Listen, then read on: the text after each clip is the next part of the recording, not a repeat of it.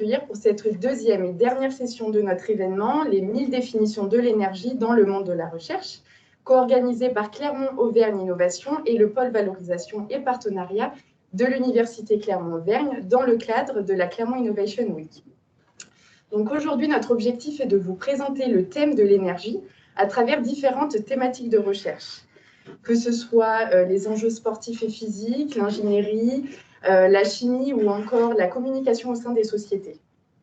Ainsi, 4 chercheurs vont vous présenter leur point de vue et leur définition de l'énergie en s'appuyant sur leurs différents travaux de recherche. L'enjeu n'est pas de désigner un gagnant, c'est plutôt pour vous, participants, l'occasion de savoir de quelle définition de l'énergie vous êtes le plus proche.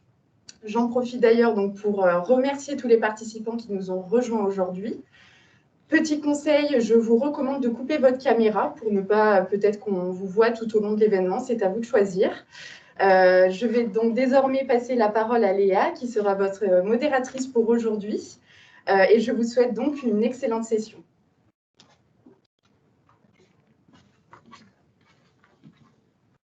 Bonjour à tous, merci Claire pour ces mots d'introduction.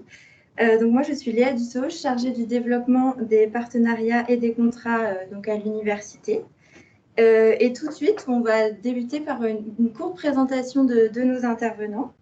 Donc tout d'abord, je vous présente Monsieur Jérôme Gros-Claude, maître de conférences en civilisation britannique au département d'études anglophones, qui est membre du laboratoire ComSoc, donc communication et société. Ensuite, nous avons Monsieur Christophe Pasquier, qui est maître de conférences à Polytech Clermont, département génie électrique, et qui est rattaché à l'Institut Pascal. Nous avons ensuite Madame Katia Araujo da Silva, enseignante-chercheuse en chimie des matériaux, maître de conférences et animatrice de la thématique fluoration et matériaux fluorés, également membre de l'ICCF. Et enfin, nous avons Monsieur Sébastien Rattel, qui est maître de conférences en physiologie de l'exercice et qui est membre du laboratoire AME2P. Alors, avant de donner la parole à nos différents intervenants, je vais lancer un WooClap. Donc, c'est un petit jeu qui va consister à mettre en avant les mots auxquels vous pensez quand on vous dit énergie. Donc, vous allez avoir à l'écran les instructions. Voilà, donc comment participer. Vous pouvez soit vous connecter, pardon, c'est derrière, soit vous connecter sur le site internet, soit par SMS, donc au 06 44 60 96 62. Donc ensuite, quand vous serez sur cette page, vous aurez la possibilité de mettre le mot auquel vous pensez quand on vous dit énergie. Je vous laisse participer. Si vous avez vos téléphones sur le plateau, vous pouvez essayer aussi.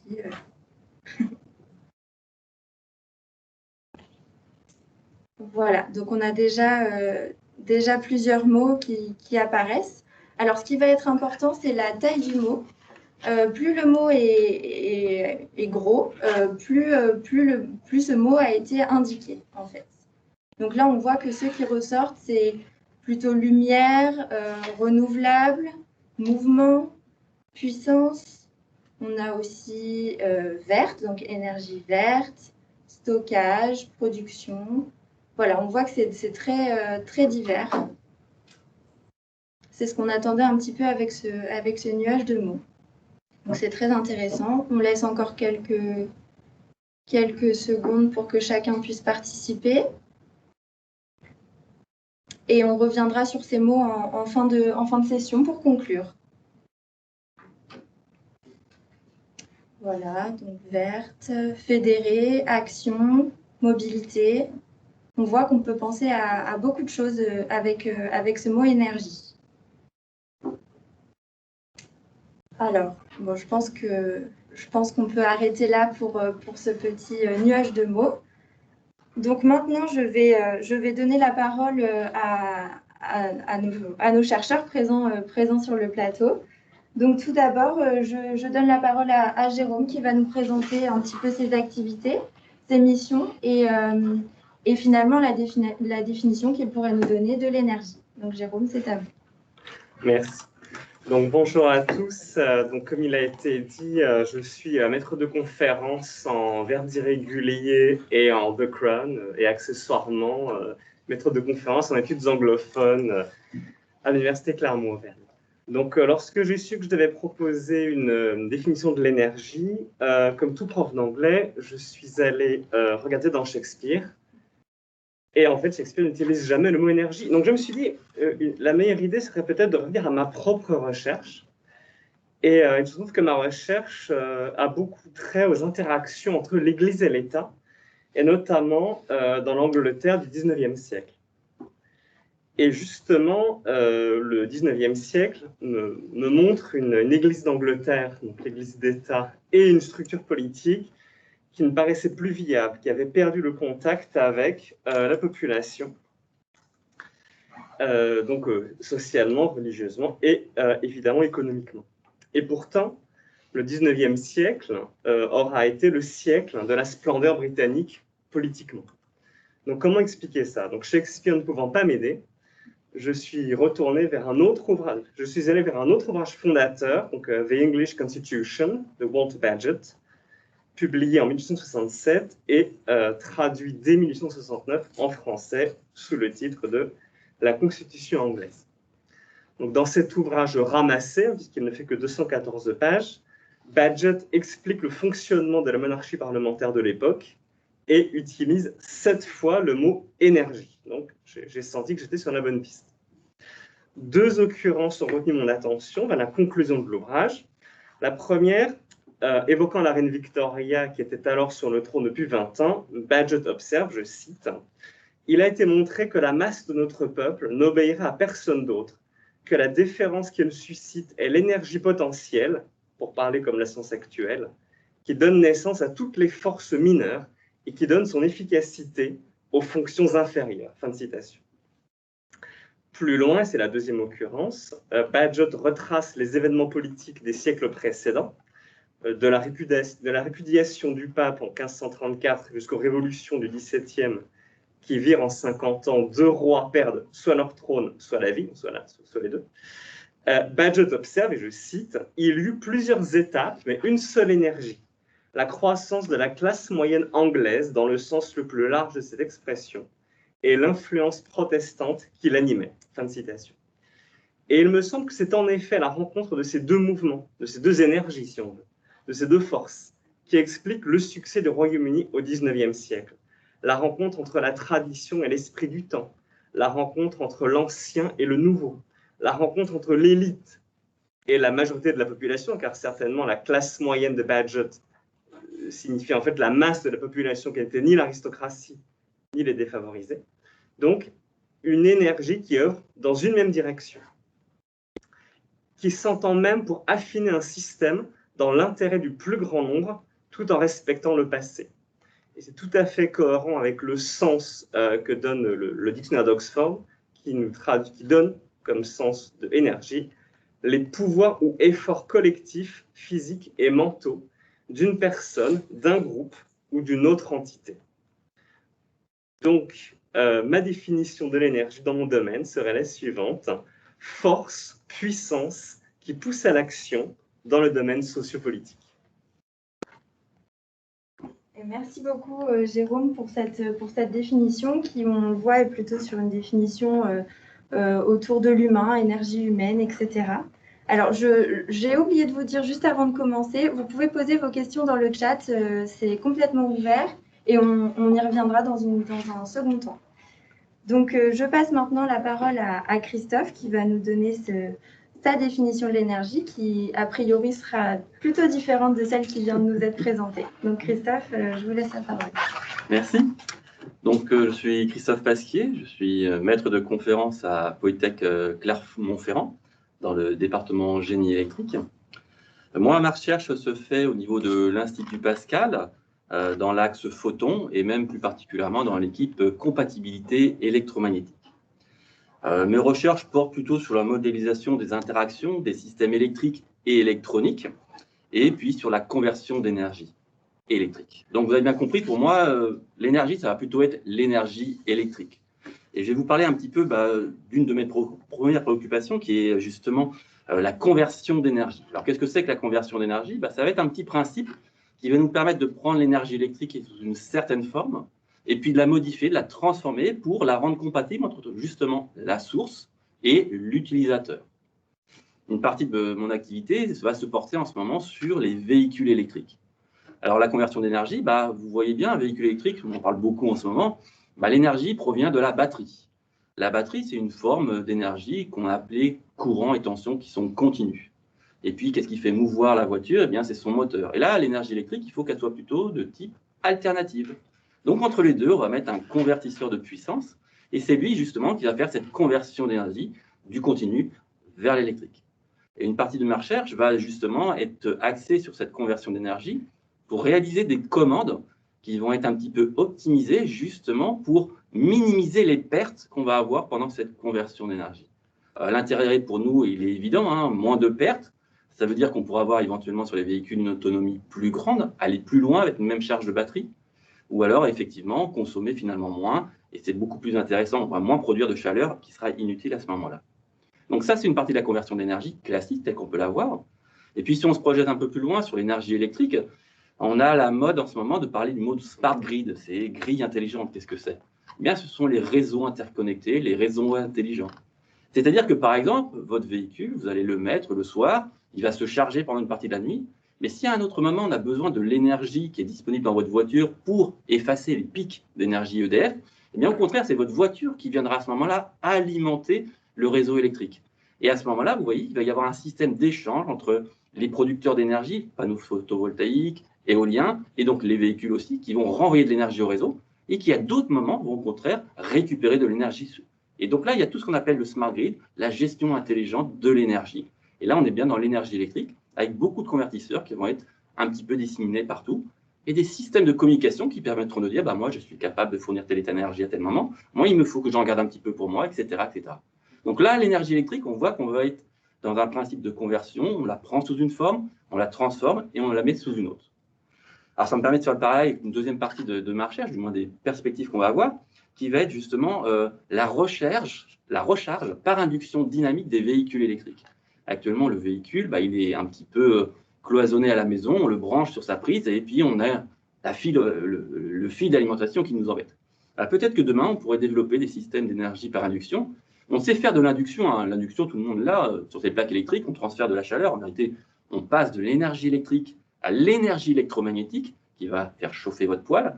Et bien là, je vais partir de l'énergie électrique, je vais la transformer en énergie électromagnétique sans contact, et je vais la retransformer en énergie électrique dans le véhicule, tout ça sans contact. Et le but, c'est de le faire en roulant sur une route spéciale. Et là, on aura une nouvelle façon de se mouvoir, de recharger des véhicules électriques pour aller un petit peu plus loin et ne pas avoir les quelques centaines de kilomètres qu'on a actuellement. Donc, vous voyez, l'énergie électrique, pour moi, c'est effectivement le domaine de la conversion d'énergie électrique, le domaine justement d'optimiser et de minimiser les pertes qu'on peut avoir à ces moments-là. Alors, on m'a demandé un petit peu qu'est-ce que serait la définition de l'énergie électrique. Je me suis dit, je ne vais pas rester que dans le domaine de l'automobile, et je me suis posé des questions. En fin de compte, j'ai remarqué que l'énergie électrique, c'était un petit peu la signature de nos sociétés modernes. Qu'est-ce qu'on ferait aujourd'hui si on n'avait plus d'électricité? Toute notre technologie de base, toute notre communication aujourd'hui est basée sur l'énergie électrique et sur sa conversion. On l'a sous une forme, on l'a sous une autre, et le but, on est toujours en train de la passer de l'une à l'autre. Donc, en fin de compte, si je faisais un petit parallèle, eh bien, nous sommes les utilisateurs de l'énergie électrique. Tout comme dans notre corps, nos organes ont besoin de notre énergie vitale. Et l'énergie électrique, c'est l'énergie qui est donnée à tout le monde, un petit peu comme fait le sang. Il l'amène à tout le monde. L'électricité nous amène à tous l'énergie électrique et l'énergie qu'on peut avoir. Donc voilà un petit peu pour ma définition et un petit parallèle un petit peu plus général sur l'énergie électrique. Merci beaucoup Christophe pour cette nouvelle définition de l'énergie. Donc on voit bien déjà avec ces deux présentations qu'on a deux définitions complètement différentes. Donc c'est très intéressant et c'est ce qu'on a essayé de mettre en avant pour cet événement. Donc comme vous le savez peut-être, on est deux acteurs à avoir mis en place ces événements, donc le pôle valorisation et partenariat et Clermont-Auvergne Innovation. Donc on souhaitait, avant de passer à notre troisième intervention qui sera celle de Katia, vous présenter un petit peu le pôle valorisation et partenariat. donc au travers d'une très courte vidéo qui va vous permettre voilà, de tout savoir sur nos missions et ce qu'on fait au quotidien. Donc je vous laisse avec la petite vidéo.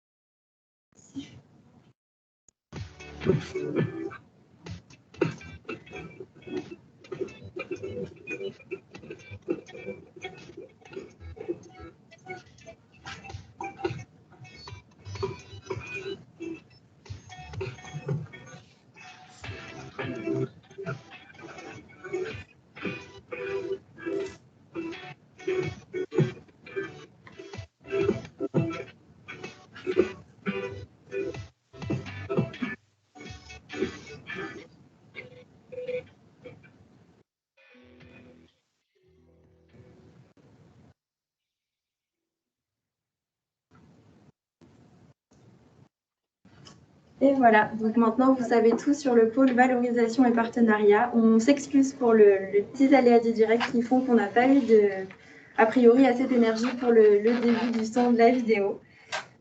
Donc maintenant nous allons passer à notre troisième intervenante, Katia, qui va, comme fait précédemment, nous présenter un petit peu ses activités et surtout sa définition de l'énergie. Donc Katia, je te laisse la parole. Bonjour à tous, donc, je suis Katia Guérin-Roche da Silva, je suis enseignante-chercheur à l'Université Clermont-Auvergne. Je suis rattachée à l'UFR de chimie en ce qui concerne l'enseignement et je suis rattachée à l'Institut de chimie de Clermont-Ferrand en ce qui concerne la partie recherche. Alors tout d'abord, l'énergie m'anime dès la partie enseignement parce que nous avons un master à Clermont-Ferrand qui est axé sur les matériaux et dont une partie de l'enseignement est dédiée à l'énergie.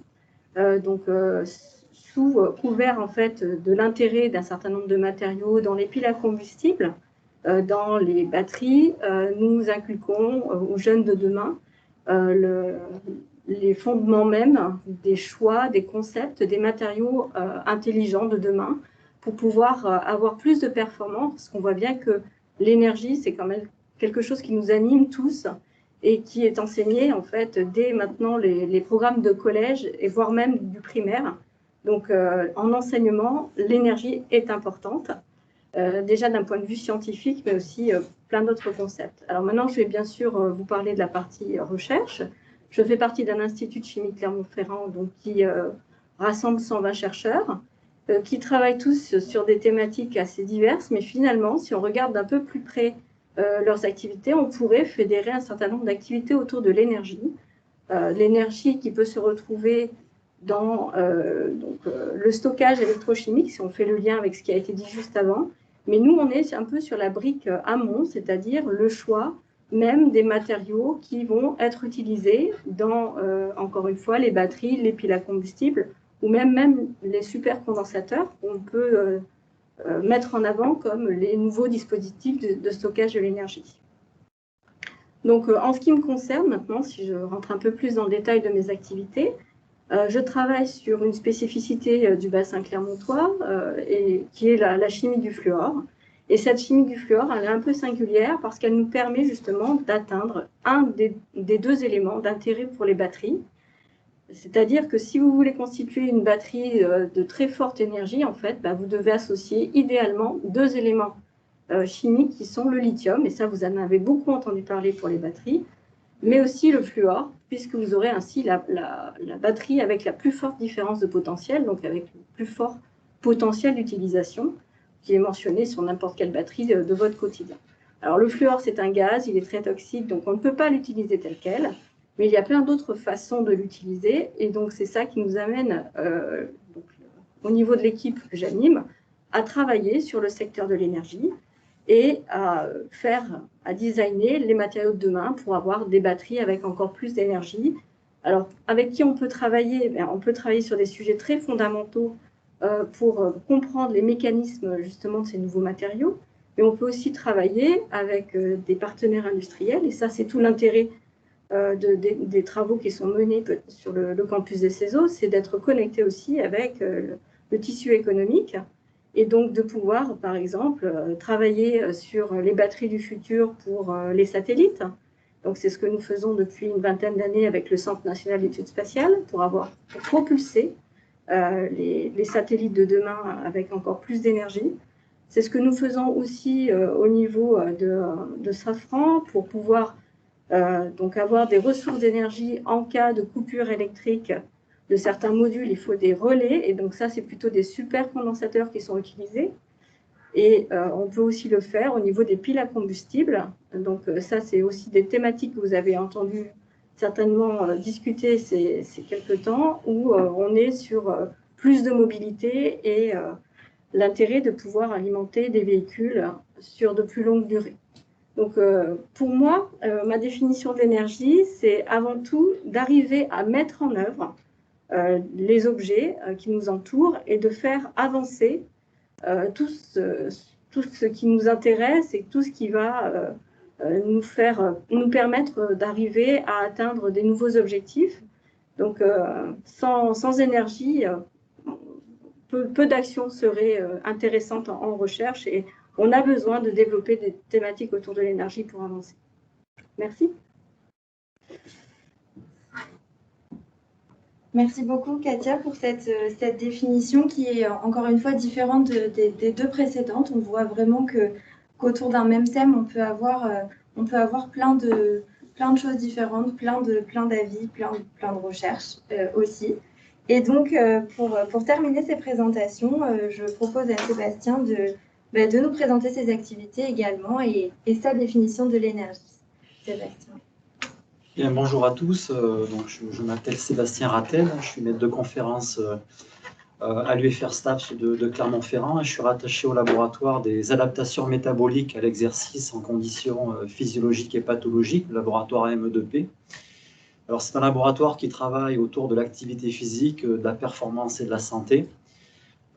Et donc, on cherche à comprendre voilà, l'importance de l'activité physique pour répondre à des enjeux d'optimisation de la performance sportive et de la santé. Mon sujet de recherche, il porte plus particulièrement sur les adaptations physiologiques à l'exercice chez l'enfant, qu'il soit sain, sportif et pathologique, pour répondre à des enjeux sociétaux, sportifs et de santé. Alors, autour de ces enjeux, il y a plusieurs questions. La première, c'est pourquoi les enfants, en quelque sorte, sont débordants d'énergie, pourquoi ils sont inépuisables, infatigables au quotidien. Donc, ça, c'est une question plutôt sociétale à laquelle j'essaye de répondre. La deuxième question, elle est plutôt sur la manière d'optimiser la performance sportive au cours de la croissance et de la maturation, tout en essayant de préserver l'intégrité physique et cognitive des jeunes, notamment des jeunes sportifs. Et la troisième, c'est comment promouvoir l'activité physique au cours de la croissance pour prévenir le risque de développer des pathologies métaboliques telles que l'obésité, le diabète en l'occurrence. Et puis, comment adapter l'activité physique en fonction de certaines pathologies infantiles, comme l'asthme d'effort. Alors, vous comprendrez bien que mes mots-clés sont autour de l'enfant, de la croissance, de l'activité physique, de la santé, de la performance et de la physiologie. Alors, pour revenir peut-être sur quelques thématiques de recherche qui me tiennent à cœur, hein, c'est sur, bien sûr, l'énergie débordante de nos enfants, hein, pourquoi ils nous épuisent à longueur de temps au quotidien, et notamment lorsqu'ils sont amenés à répéter des efforts intensifs, par exemple enchaîner des courses rapides ou des sprints, hein, pourquoi les enfants sont inarrêtables au cours de ce type d'exercice.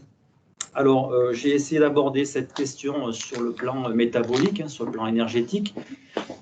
Et puis, on s'est rendu compte que les enfants, en fait, ont leur propre spécificité métabolique par rapport à celle des adultes, à savoir que les enfants ont une capacité de récupération qui est exceptionnelle, puisqu'ils utilisent majoritairement un métabolisme, qui est le métabolisme aérobie, et qui facilite finalement la récupération ou la resynthèse de certains substrats énergétiques que l'on retrouve dans le muscle, tels que la phosphocréatine. Et donc, cet avantage-là, qu'ont les enfants à reformer plus rapidement ces réserves de phosphocréatine, leur permet finalement de reproduire plus rapidement la puissance musculaire, notamment lorsqu'ils sont amenés à répéter des courses rapides ou des sprints. Et puis à l'inverse, les enfants utilisent beaucoup moins leur métabolisme énergétique d'origine anaérobie, les métabolismes en fait qui sont vecteurs de métabolites ou de produits de fatigue, tels que le lactate, tels que les protons, les ions H+, qui créent de l'acidité dans le muscle, et puis le phosphate inorganique. En fait, tous ces métabolites aussi sont beaucoup moins produits par nos jeunes, par les enfants, donc ça leur permet finalement de récupérer beaucoup plus facilement à la suite des efforts intensifs. Donc en fait, on s'est rendu compte que les enfants prépubères, avant leur puberté, ils avaient un métabolisme qui était tout à fait comparable à des athlètes adultes, très très bien entraînés en endurance, de haut niveau. Et donc on associe en fait le métabolisme d'un enfant à celui d'un athlète adulte, endurant, à fort potentiel aérobie, tels que voilà, les sportifs de haut niveau qui sont amenés à faire des marathons ou des efforts de très, très, très longue durée.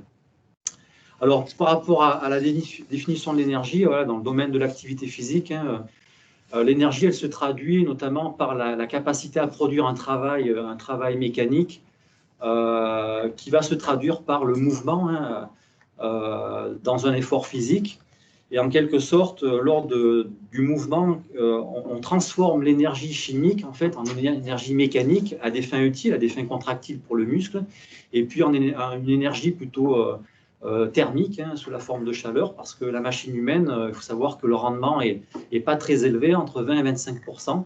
Donc on a parlé de conversion d'énergie, mais c'est un peu le cas dans l'activité physique. En fait, on convertit une énergie chimique en une énergie mécanique à des fins contractiles, et puis en une énergie plutôt thermique sous la forme de chaleur. C'est comme une voiture, en fait, on y met de l'essence, et toute l'essence n'est pas utilisée à des fins mécaniques au niveau du moteur, puisqu'il y en a une grande partie qui va être transformée en chaleur, et donc sous le capot d'une voiture, on a un radiateur pour refroidir la voiture. Et ben, nous, on a des systèmes de thermorégulation qui nous permettent de garder la température en dessous de 41 degrés. Donc ça, c'est important pour toute activité physique et en termes de performance.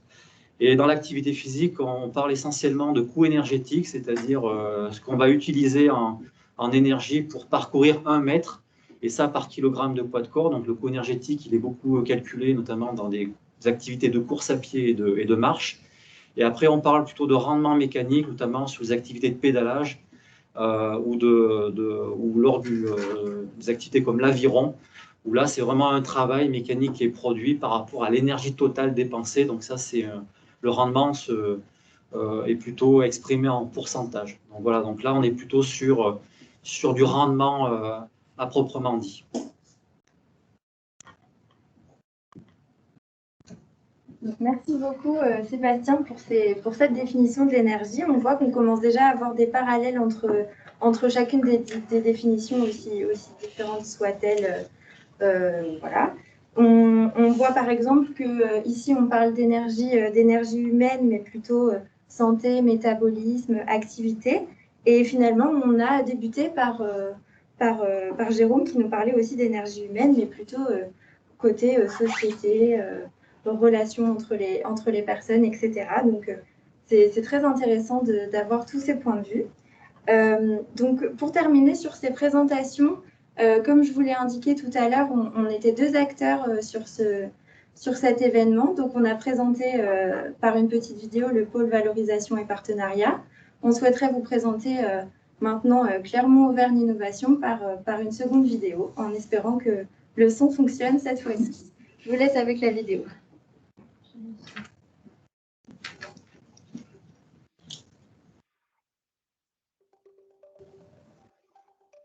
Vous êtes chercheur, entreprise innovante. projet de création de sites issus de la recherche publique, Innovation est là pour vous. Nous assurons l'interface entre les laboratoires de recherche de l'Université Clermont-Auvergne et associés et les entreprises en premier lieu, en simplifiant et en accélérant les interactions pour mieux innover ensemble.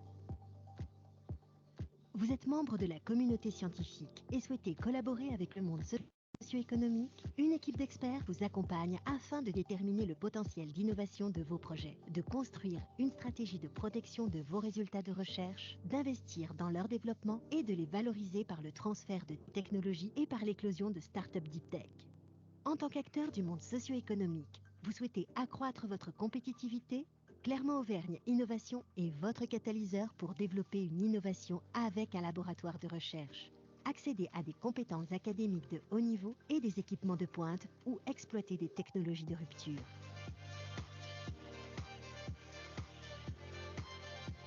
Vous êtes doctorant, jeune docteur, chercheur, créateur d'une entreprise innovante?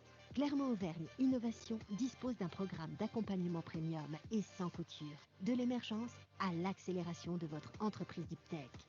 Notre objectif est de sécuriser, challenger et simplifier votre projet entrepreneurial en lien avec la recherche publique. Clermont-Auvergne Innovation est votre filiale de valorisation.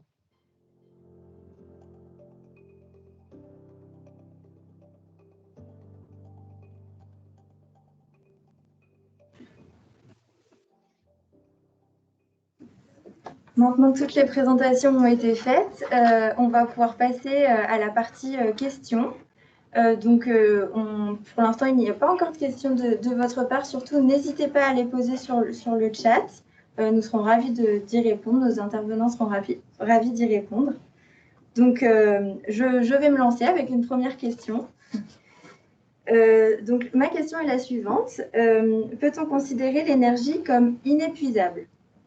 Alors, je vous laisse répondre à cette question. Je ne sais pas s'il y a des idées déjà. Oui, dans mon domaine, oui, ça m'amène un peu à une réflexion, c'est-à-dire quand j'étais étudiant, quand on nous présentait l'histoire du Royaume-Uni ou des États-Unis, j'ai l'impression qu'on nous parlait beaucoup de ce qui n'allait pas à l'époque. Et finalement, on pouvait se dire, bon ben, finalement, comment ces nations, parce que c'est les deux principales nations anglophones, hein, comment elles n'ont pas échoué. J'ai l'impression que l'explication, elle est liée à ce que j'expliquais tout à l'heure, c'est-à-dire cette énergie collective, une sorte d'intelligence collective, donc, pour le pays sur lequel je travaille, le Royaume-Uni, elle trouve toujours une voie pour se canaliser, pour canaliser cette énergie de façon positive. Je vais pas... On ne va pas retracer toute l'histoire du Royaume-Uni, sinon on sera encore là demain matin avec le couvre-feu. Mais j'aimerais revenir sur une interview de Meghan et Harry. Je ne sais pas si vous avez regardé cette interview qui a été diffusée le 7 mars dernier. Et ce qui m'a frappé comme prof d'anglais, c'est les références au Commonwealth que faisait le duc et la duchesse de Sussex. Et justement, donc le Commonwealth, hein, qui regroupe 54 États, 2,4 milliards d'humains, c'est-à-dire presque un habitant sur 3 de notre planète, appartient au Commonwealth. Et bien, c'est là-dedans justement que le Royaume-Uni, après la Deuxième Guerre mondiale, face à la perte de son empire colonial et de son amoindrissement économique, c'est là qu'elle a investi son énergie pour rester un acteur très important sur la scène mondiale. Donc oui, l'énergie est inépuisable et j'aimerais dire la Grande-Bretagne, et pourtant elle tourne. Je pense que souvent on parle aussi des énergies fossiles et on a en tête effectivement le côté inépuisable et épuisable du coup dans le cas des énergies fossiles, mais je pense qu'il y a un certain nombre de solutions maintenant d'énergie. Il y a une diversité d'énergies possibles qui vont sur des solutions qui sont inépuisables à l'échelle humaine, parce que c'est souvent comme ça qu'on définit aussi la notion d'inépuisable, et qu'il faut aussi retravailler sur la recyclabilité et sur la récupération de sources d'énergie pour pouvoir avancer. Et toutes les sources d'énergie sont bonnes à prendre et je pense qu'on est conscient qu'il ne faut pas gaspiller et qu'il faut avancer sur cette récupération et toutes les énergies possibles et inimaginables aussi. Mais dans le mouvement et dans l'activité physique, l'énergie, elle peut paraître inépuisable si on la renouvelle. C'est-à-dire que sur des efforts de longue distance, par exemple, lorsqu'on s'intéresse à des courses de longue durée, tels que des marathons ou des ultra-trails qui durent 3-4 jours, voire des semaines entières, s'il n'y a pas d'apport exogène par l'alimentation, si l'alimentation n'est pas appropriée, bien régulée, bien gérée, voilà, l'effort ne peut plus continuer, en fait, hein, l'activité doit stopper. Donc, en fait, pour répondre à cette question-là, dans le domaine du mouvement et de l'activité physique, il faut sans cesse la renouveler si on veut continuer dans la durée tout effort physique. Dans le cas de l'énergie électrique, bien évidemment, si on se place sur un système autonome, on voit bien qu'il va rapidement épuiser son énergie. On va avoir des batteries, on va essayer de minimiser les pertes d'énergie inutiles, ce dont je parlais tout à l'heure, mais effectivement, là, l'énergie d'un système mobile va être à un moment ou à un autre épuisée. Effectivement, il faudra repasser par la case recharger le système pour qu'il puisse repartir. Donc, si on regarde un système électrique autonome, effectivement, son énergie n'est pas illimitée. Alors, on peut gagner en autonomie avec des systèmes d'énergie renouvelable. On parle beaucoup des panneaux solaires, de l'éolien. Donc, ça peut aider. Après, la grosse différence, ça va être dans la gestion de l'énergie. Le but va être d'être capable de consommer l'énergie dont on dispose et pas d'en consommer trop. Et si on arrive à trouver cet équilibre au niveau de l'énergie, à ce moment-là, un système mobile peut rester mobile, ne plus devenir immobile au bout d'un certain temps, mais continuer. On l'a vu avec des avions solaires qui ont réussi comme ça, pendant la journée, effectivement, à charger suffisamment d'électricité dans leur batterie et continuer un peu dans la nuit. Au bout d'un moment, il faut trouver ce bon équilibre. Donc, tout va être une gestion de l'énergie. Et là, effectivement, si on trouve ce bon équilibre, on peut avoir une énergie quasi infinie. Et merci à vous quatre pour ces réponses, parce qu'on voit qu'en fonction de vos domaines d'activité, de ce que vous avez l'habitude de voir, l'énergie peut être ou non inépuisable. On voit bien en fonction de sa gestion, comme disait Christophe. J'aurais aimé poser une question peut-être plus à Sébastien. Après, bien sûr, vous pouvez tous intervenir, c'est pour ça qu'on vous a conviés aujourd'hui. On avait une question, les stéréotypes enfants débordants d'énergie, jeunes parents épuisés, adolescents paresseux, jeunes actifs, est-ce qu'elles se vérifient? Alors oui, elles se vérifient, je pense qu'en tant que parent ou en tant qu'éducateur sportif ou toute personne finalement qui s'intéresse à l'enfant, que ce soit dans le domaine sportif, éducatif ou médical, en fait, ce stéréotype, il se vérifie à longueur de journée, hein. Donc l'enfant, lui, il a une particularité, comme je vous l'expliquais tout à l'heure, c'est qu'il fonctionne beaucoup plus à partir d'un certain métabolisme qui est le métabolisme aérobie, et beaucoup moins à partir des métabolismes anaérobies qui sont vecteurs de métabolites et donc de fatigue. Donc en fait, cette particularité qu'a l'enfant prépubère, c'est de pouvoir récupérer parce qu'il est en mesure de pouvoir régénérer beaucoup plus vite ses réserves énergétiques et éliminer beaucoup plus vite aussi ces fameux métabolites qui créent de la fatigue et qui altèrent la récupération. Et donc l'enfant prépubère a cette particularité lorsqu'il va grandir, hein, lorsqu'il va devenir adolescent. On parle d'adolescent paresseux. Un enfant, quand il grandit, il a besoin d'énergie aussi pour grandir, hein, et on n'y pense pas. Donc en plus de son activité quotidienne, il a besoin aussi d'énergie pour grandir. Il va prendre de la masse musculaire, donc il va peut-être devenir un peu moins tonique, hein, paresseux, je ne sais pas si c'est le bon terme à utiliser, mais en tout cas, il va falloir qu'il dorme plus. Son temps de sommeil va devoir être un petit peu plus augmenté parce que c'est durant le sommeil qu'on récupère à la fois physiquement et psychiquement. Donc, durant cette phase de croissance, là, où déjà il y a un métabolisme qui va s'inverser, et qui va se rapprocher petit à petit vers l'adulte, l'enfant a besoin aussi de bien récupérer de sa croissance qui aussi nécessite beaucoup d'énergie. Donc c'est une particularité de la croissance et il faut savoir en tenir compte dans tout suivi toute prise en charge finalement d'un jeune, que ce soit dans le domaine sportif ou éducatif. Merci beaucoup Sébastien pour cette réponse. Est-ce que l'un d'entre vous souhaite ajouter quelque chose ou on passe à une question suivante comme en vous écoutant, ça me faisait penser au rôle du sport dans l'éducation britannique au XIXe siècle, puisque dans les années 1820, donc, c'est un grand pédagogue, Thomas Arnold, qui dirige une école de rugby et qui crée un programme d'études pour les élèves, qui étaient forcément des jeunes gens de la classe aisée, au moins aisée. Et Arnold prévoit des phases où ils vont faire du sport, simplement en disant, en fait, on ne peut pas les laisser enfermés dans une pièce toute la journée à étudier, il faut qu'ils se défoulent. Et très rapidement, on va se rendre compte que le sport a aussi un intérêt pédagogique. On comprend l'intérêt dans des sports collectifs comme le rugby, justement, que ça va aussi leur apprendre des valeurs de solidarité, d'abnégation, de tous aller dans le même sens. Et donc, finalement, quelque chose qui était conçu comme en gros un mal nécessaire, le sport, on se rend compte que c'est une façon plus qu'utile de canaliser l'énergie et d'utiliser l'énergie des enfants. Donc voilà ce que ça m'évoquait en vous écoutant. Oui, je pense que l'énergie n'est pas forcément à conserver, mais à dépenser. C'est-à-dire que j'anticipe peut-être une question, mais en tout cas... C'est celle que j'allais poser. Quelle transition. Allez-y, c'était la suivante. Oui, parce qu'en fait, l'énergie, pour moi, est à dépenser, notamment voilà, chez les... Quel que soit l'âge, particulièrement chez l'enfant, mais quel que soit l'âge, puisqu'il faut bouger, il faut se dépenser pour grandir. On dit, voilà, mieux bouger, en tout cas... il faut bouger pour se dépenser. C'est indispensable dans le développement de l'homme avec un grand H.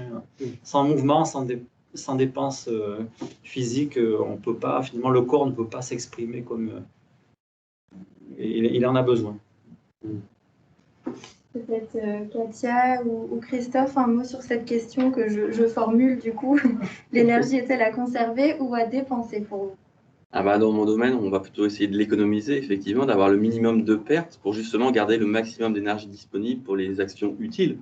On voit bien le véhicule, il faut qu'il garde le maximum d'énergie pour aller le plus loin possible.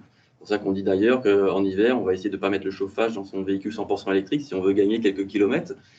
Effectivement, on va dépenser de l'énergie sous forme thermique pour se réchauffer, on sera content, et c'est de l'énergie qui sera plus disponible pour faire des kilomètres en plus.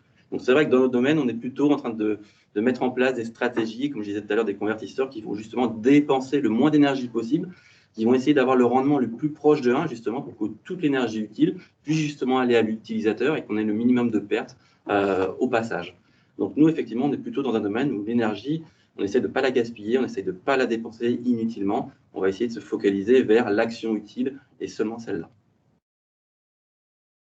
Ça rejoint. Ah oui, complètement. Ouais, je pense qu'il faut la maîtriser et l'utiliser à bon escient, effectivement, pour des quantités souhaitées de mouvement et tout ce qui n'est pas souhaité, il faut conserver cette énergie. Tout à fait. Et enfin, une dernière question pour vous tous. Est-ce que l'énergie est un moteur dans l'avancée des connaissances dans votre domaine? Je pense que ça va. Nous, effectivement, comme je disais, l'énergie, on a besoin d'énergie déjà en tant que chercheur, pour pouvoir avoir des idées, pour pouvoir consacrer du temps. On a besoin aussi d'énergie pour faire des expériences. Donc là, on va peut-être parfois gaspiller un peu d'énergie, mais le but, c'est qu'à la fin, effectivement, on soit capable de mettre en place des protocoles, des systèmes, de faire des découvertes qui vont nous permettre justement de minimiser cette énergie. Donc oui, nous, on a besoin d'une énergie en recherche pour développer notre activité, même si effectivement le but final c'est de dépenser le moins d'énergie, comme je disais tout à l'heure. L'énergie est importante. L'énergie électrique, on voit qu'on essaye de l'économiser, on essaye effectivement d'avoir de nouvelles sources d'énergie et on se débrouille à ce moment-là pour chercher. Et on a besoin de beaucoup d'énergie encore, je pense, pour avoir une nouvelle énergie renouvelable et la plus disponible pour tous, comme je disais tout à l'heure. Le corps humain ne vivrait pas sans énergie, notre société sans énergie électrique, je pense qu'elle aurait de gros soucis. Merci beaucoup pour toutes ces réponses que vous nous avez apportées. C'était très intéressant de voir de voir voilà, que l'énergie dans tous les domaines, ça peut parler à chacun, même si vous faites des choses complètement différentes, a priori, c'est ce qu'on a pu voir aujourd'hui. Alors, je vous propose un second petit WooClap, comme on a fait tout à l'heure avec le nuage de mots. Cette fois-ci, il va s'agir de nous donner votre sentiment par rapport à ce qui a été dit aujourd'hui et de nous dire de quelle définition vous vous êtes senti finalement le plus proche. Alors, comme nous disait Claire, il n'y a pas de compétition, c'est vraiment pour qu'on puisse comprendre, voilà, vous en face, ce qui vous a le plus, ce à quoi vous avez été le plus sensible, on va dire. Donc, je vous laisse vous connecter de la même façon que pour le premier, simplement le petit code n'est pas le même, c'est énergie 02 cette fois-ci. Donc voilà, vous allez pouvoir accéder au vote. On va laisser un petit temps pour que tout le monde puisse répondre. En fonction des définitions qui ont été abordées lors de cette session.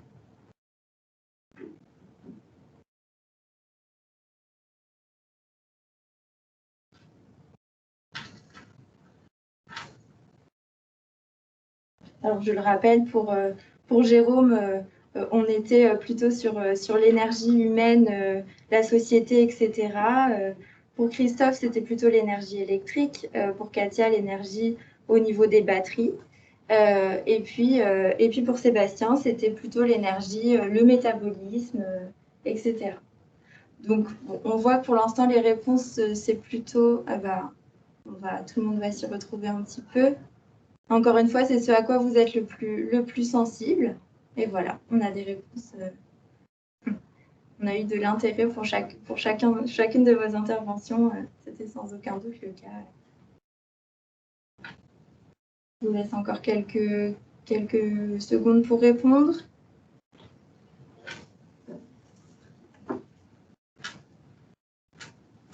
Voilà, donc merci à tous d'avoir participé à ce second petit sondage. Je tiens encore une fois à remercier nos participants et je laisse la parole à Claire pour la conclusion de la session. Au revoir.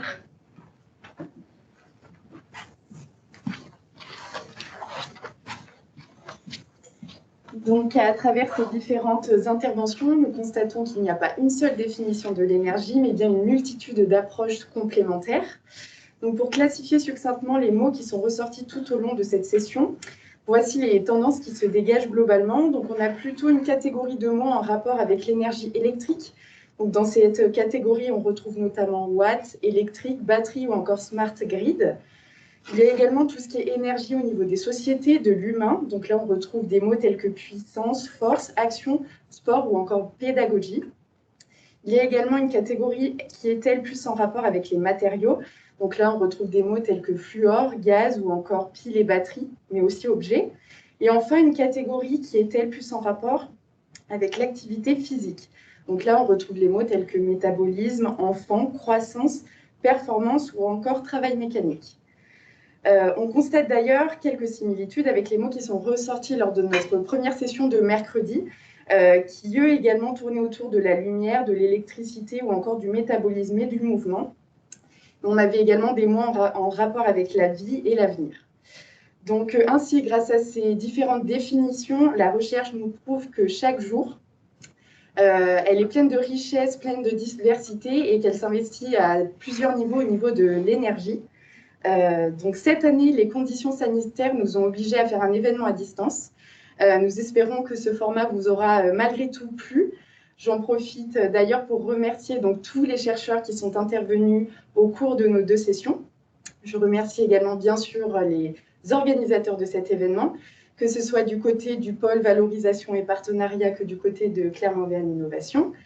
Nous remercions également bien sûr Clermont-Auvergne Métropole, sans qui cet événement n'aurait pu se tenir. Et enfin, pour finir, nous vous remercions, vous participants, qui avez suivi notre événement. Et il est désormais temps pour nous de vous souhaiter une très bonne Clermont Innovation Week, qui dure donc jusqu'au 9 avril prochain. Et nous vous disons donc à très bientôt.